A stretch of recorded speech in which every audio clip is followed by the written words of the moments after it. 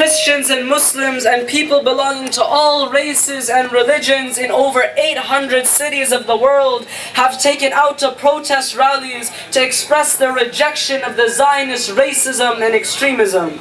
Many Jews around the world continue to condemn the attempt by the Zionists to hijack the beautiful faith of Judaism. We are honored and grateful to have many of our Jewish brothers and sisters standing with us here today to reject the hateful ideology of Zionism that justifies occupation, incarceration, and use of force against the indigenous Palestinian people. You know, we do have our beloved rabbis here with us who've come under the Jews United Against Zionism organization. They do have a resolution, but due to the Sabbath, they will not be able to read it out. So I'd now like to invite Sister Sakina Hasib to recite or to read out this resolution for us. Please do give her a warm welcome.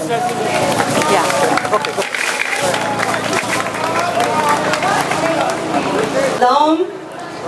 We're first going to start with a moment of silence for all of the innocent lives who have been lost, who have been killed, who have been martyred in Palestine, on this land, and around the world. If you want to make a silent prayer, please take this time now to do so. Sit.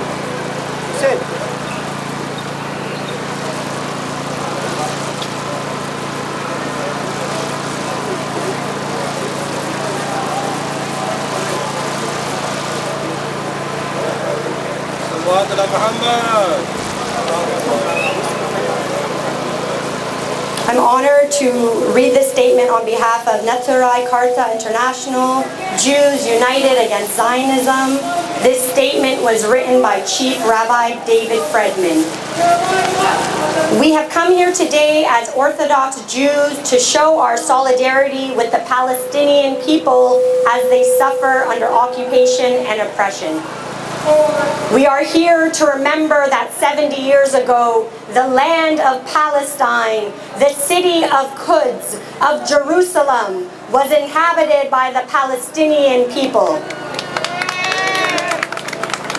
They were displaced, oppressed, killed and robbed, unjustly and illegally, in order to make room for the creation of the modern, illegal state of Israel.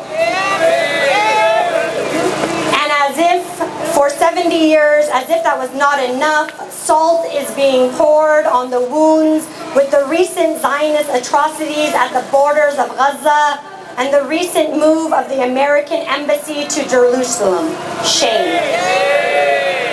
Before Zionism, Jews in Palestine lived in peace alongside the Palestinians, and we long for the day when there will be peace between our peoples once again. The illegal state of Israel does not in any way represent the Jewish people. Judaism and Zionism are diametric opposites. Judaism requires of us to be loyal to the teachings of God and of the Torah, who has expressly forbidden the Jewish people from having their own state, ever since the destruction of the temple. That is why, for 2,000 years, Jews never created their own state, even during the golden ages when they had the power and influence to do so. When Zionism, the movement that advocated a Jewish state, began just over 100 years ago, almost the entire religious Jewish leadership opposed it. For decades, masses of Jews and entire Jewish communities have protested against the state of Israel, not just in other countries, but in the Holy Land itself. They don't recognize the legitimacy of the state of Israel, refuse to serve in its army, and protest all their policies. Under the Zionist regime, Jews who speak out are brutally beaten and suppressed. Thus, Jews and Palestinians are on the same side of the struggle. We are both suffering under the oppression of the Zionist regime. We will not be silent until the Jerusalem, AlQuds, and the entire Palestine is restored to its indigenous inhabitants, the Palestinian people.